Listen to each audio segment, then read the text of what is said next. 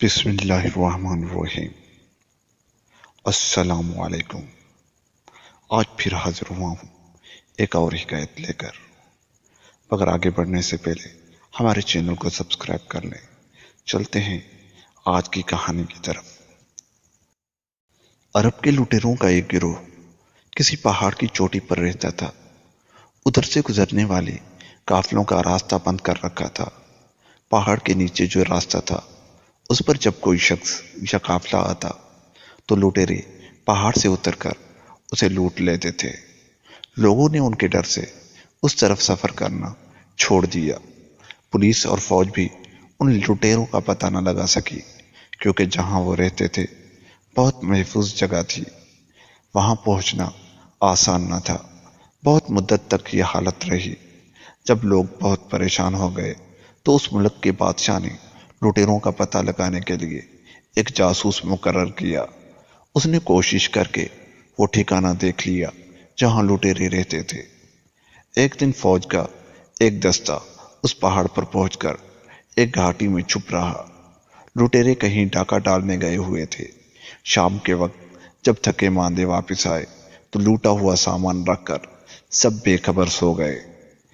جب ایک پہر رات گزر گئی تو فوج کے چھپے ہوئے سپاہی گھاٹی سے خاموشی کے ساتھ نکلے اور اچانک ان لٹیروں پر حملہ کر دیا۔ سب کے ہاتھ مونڈھوں پر باندھ دیے اور گرفتار کر کے لے گئے۔ صبح کو سب بادشاہ کے سامنے پیش کیے گئے۔ اس نے سب کو قتل کرنے کا حکم دے دیا۔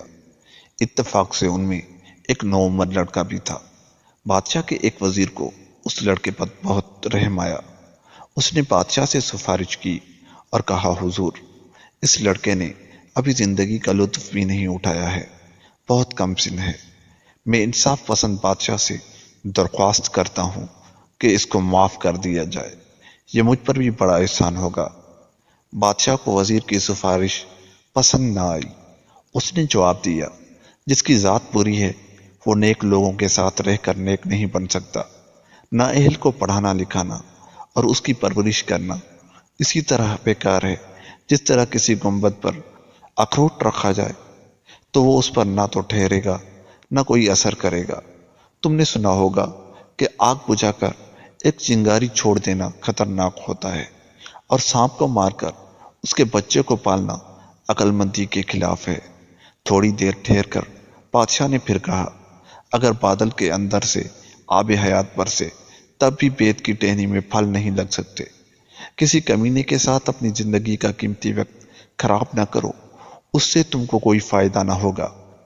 دیکھو، چٹائی بنانے والے نرکل سے شکر نہیں بن سکتی۔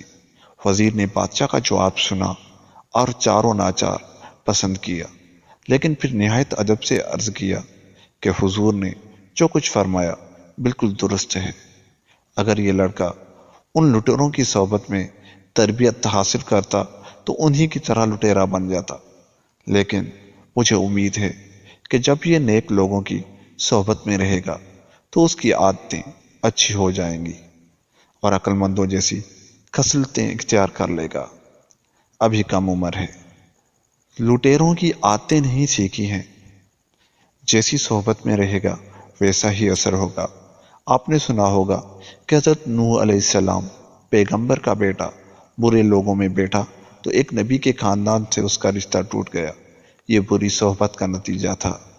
وزیر کی باتیں سن کر بادشاہ نے اس لڑکے کو چھوڑ دیا اور وزیر سے کہا، تم اس کو اپنے ساتھ رکھو اور اس کی تعلیم و تربیت کا انتظام کرو۔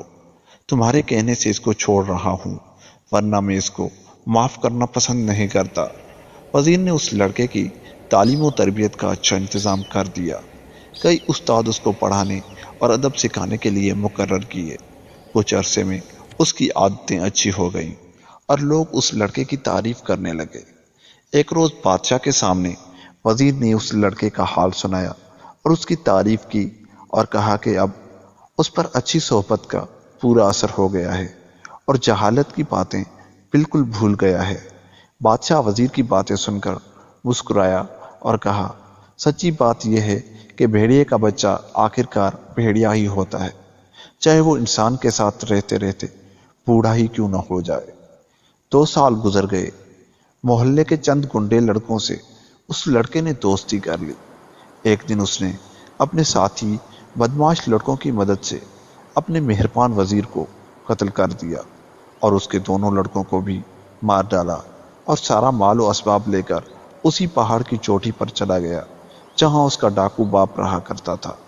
उसने भी लूट मार का सिलसिला शुरू कर दिया। जब बादशाह को खबर पहुंची तो उसने हैरत से दांतों में उंगलियां दबा ली और कहा, खराब लोहे से कोई अच्छी तलवार नहीं बना सकता है।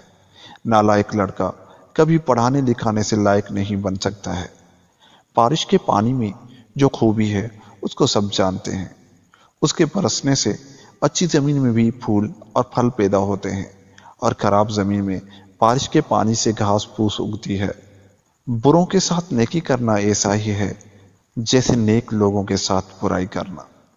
दोस्तों, उम्मीद है कि आपको बात समझ आ गई होगी। मिलते हैं किसी और वीडियो के साथ, तब तक के लिए खुदा हाफिज।